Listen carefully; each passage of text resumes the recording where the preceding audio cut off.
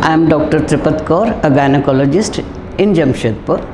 I am here with my elder brother who is operated here. I just would like to tell you the sequence of events, that what happened and how we are here. My brother climbed up about 25-30 steps. Basically, he was not patient of any heart problem to our knowledge.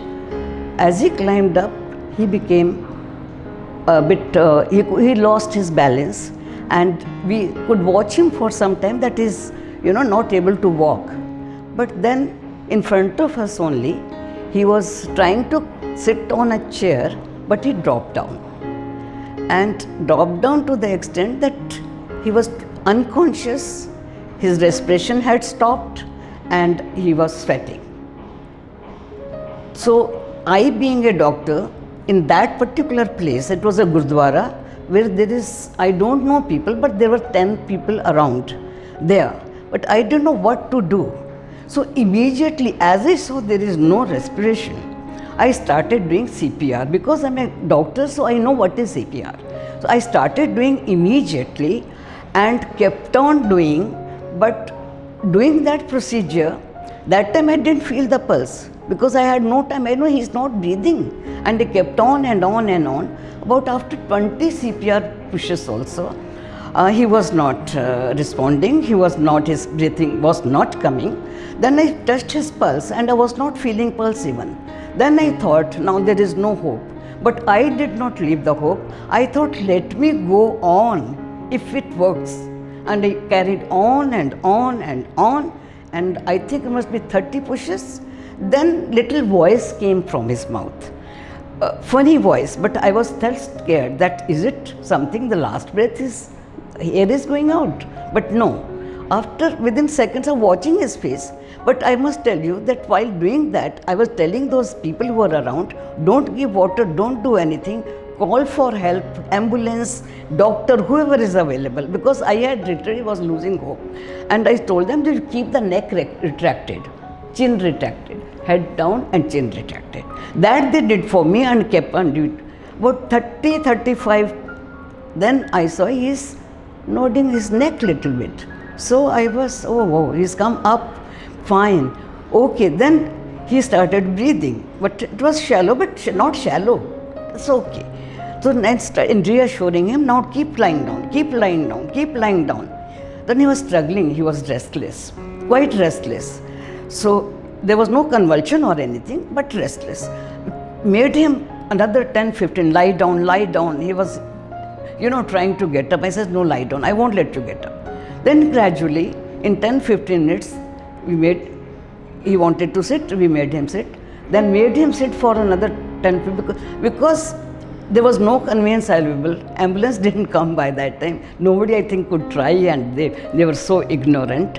So after that, he was sitting, taking time. When he was talking, then we put him on a chair through the lift, took him in the car in our local hospital. There the lots of investigations were done. Then knowing the surgeon here who had done good work for my family, in fact 2 patients, so I consulted him, sent the local reports, and he said, come, we will look after. And since then I am here. And by telling what I want to convey the message, that my brother is alive today. I don't want to take the credit that I did. It's with God's grace. I was with him that day, that minute, and just the respiration stopped and started doing CPR. If it was not there, we wouldn't have him here. Hello, I'm Dr. Rahul Guha Biswas, American Heart Association Regional Faculty and Training Center Coordinator for RN Tagore International Institute of Cardiac Sciences. Our institute is accredited by AHA as an international training center for training cardiopulmonary resuscitation, in short CPR, to healthcare professionals as well as members of the community.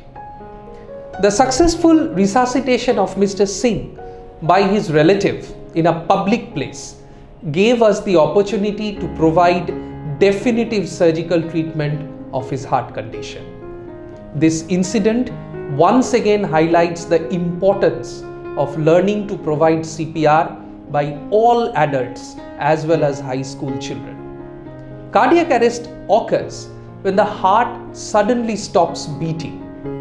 It is a life-threatening condition which can happen at home or in public places.